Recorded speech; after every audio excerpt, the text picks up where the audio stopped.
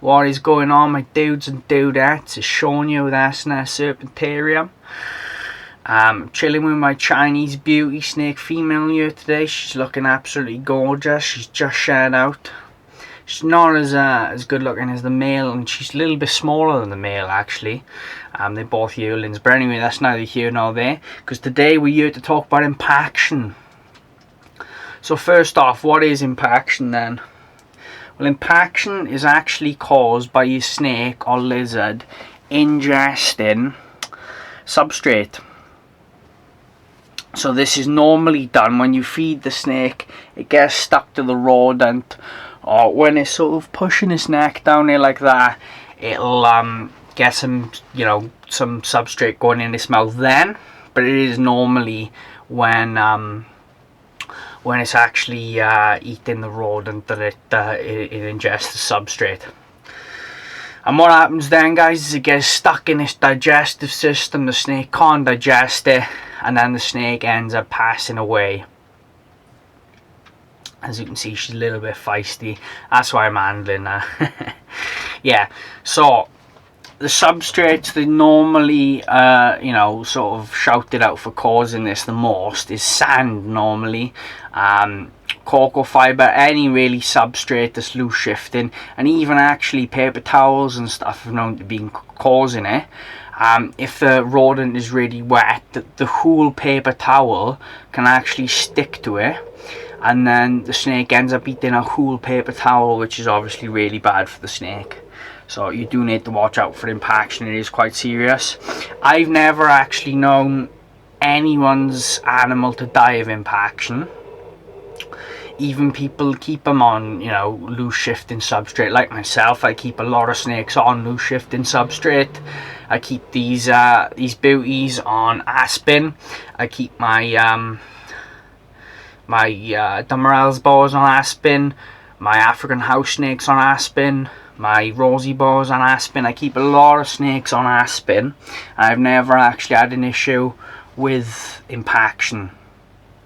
And I don't even know anyone that's had an issue with impaction.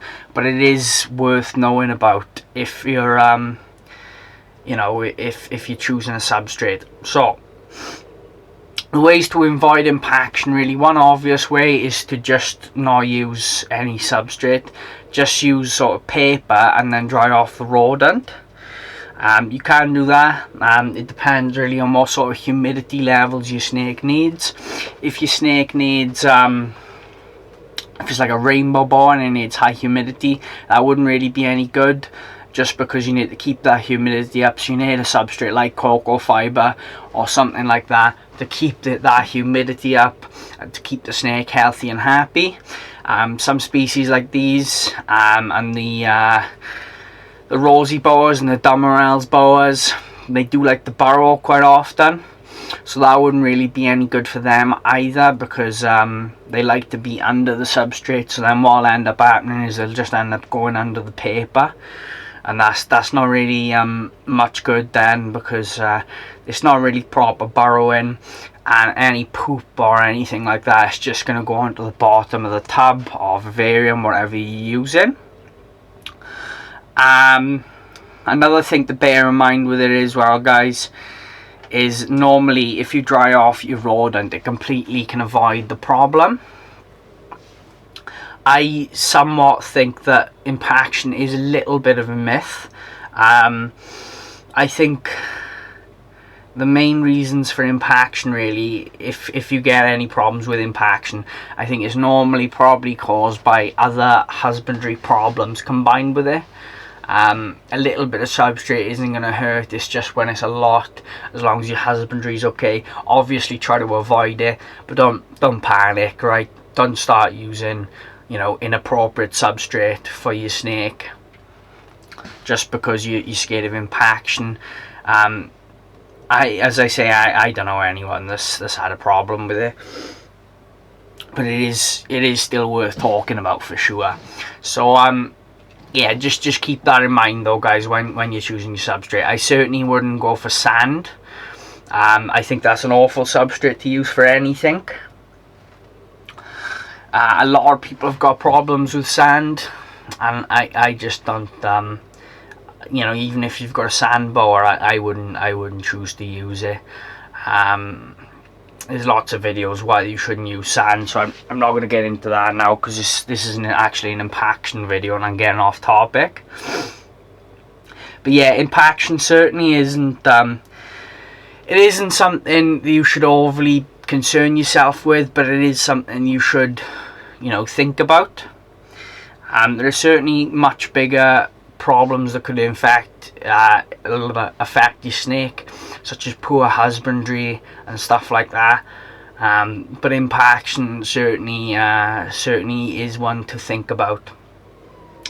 The main way to avoid it, as I've said, is to just dry off the rodent before you feed, and normally then minimal substrate will get in the snake's mouth. So I hope you've learned something today, guys, about the topic of impaction. I'm just trying to calm this girl down. She's calmed down a lot since I've had her. When I first had her, she'd be biting me all the time. The boy's pretty chill, mind, but it's pretty clear to me that you know, the breed that I had him off hasn't actually handled them much, which is fine. That's up to him. But I've worked with them now and they've calmed right down, so I'm really happy with that. They're making really good pets for me.